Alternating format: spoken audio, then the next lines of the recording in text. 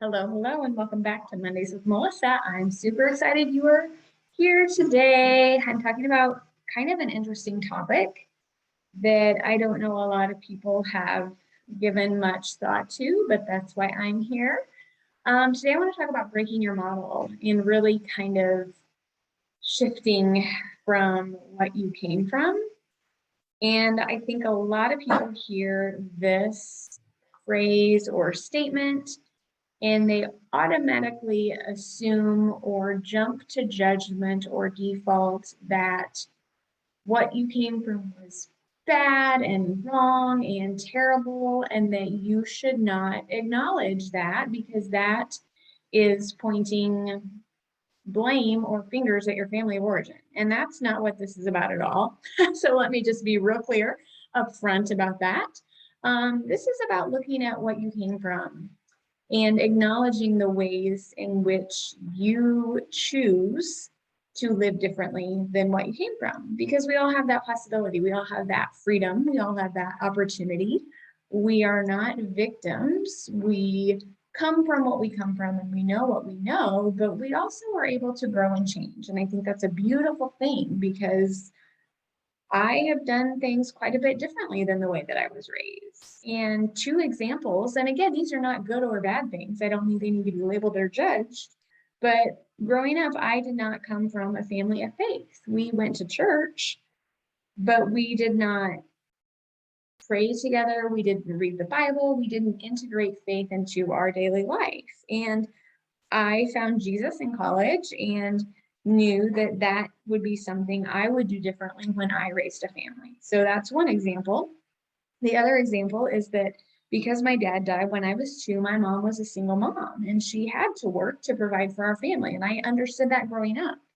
However, I have chosen a different path with my husband. We have chosen for me to stay home and raise the children and work from home so that I can be there for our kids. And so these are just two ways that I have personally broken the model of what I came from. Again, I'm not saying that what I came from is bad and wrong and terrible and a negative thing. It's just, I think we have the ability to look at, again, what we came from, and we can do things the way that we were raised, or we can make some changes. And so I made some changes, and that's okay. Okay. So I think the first thing we need to do if we're going to make some changes from our family of origin and break that model, if you will, is to really pause and assess what does that look like? What does that mean? What do I need to do? Because usually there's some action required, right? So for us, it looked like, how do we integrate our faith? And what does that look like? And then we've taken steps to do it. You know, we go to church every week. The kids are involved in their ministries at church. And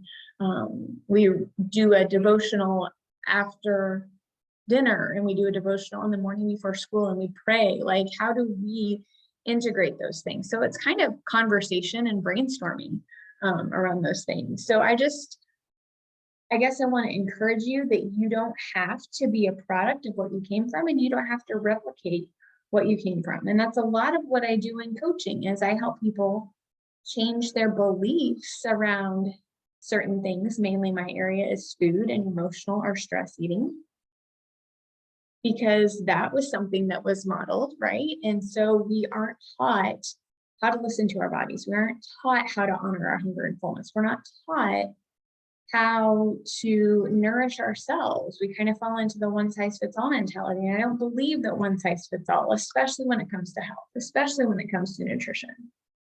And I think that's one way that we've really been led astray. And so coaching is a beautiful way to change the neural pathways in your brain and the way that your thoughts and your habits are created. And that's a lot of what I do with my type of coaching. I coach people around habit change. That's what my certification is in. There are a lot of people that market themselves as coaches, and they don't have the ability to help people change their habits because they don't have that neuro-linguistic programming component in their coaching. So if you're wanting to change and you're wanting to break the model that you came from, and you want to create lasting habits, these are some things you need to look for in a coach. These are some things you need to be mindful of. Okay, there's a lot of people that market themselves as coaches that are selling a product, they're selling food. That's not going to change your neural pathways in your brain. So just something to be mindful of, because I care about you, I care about your health, I care about the legacy that you're leaving for your kids.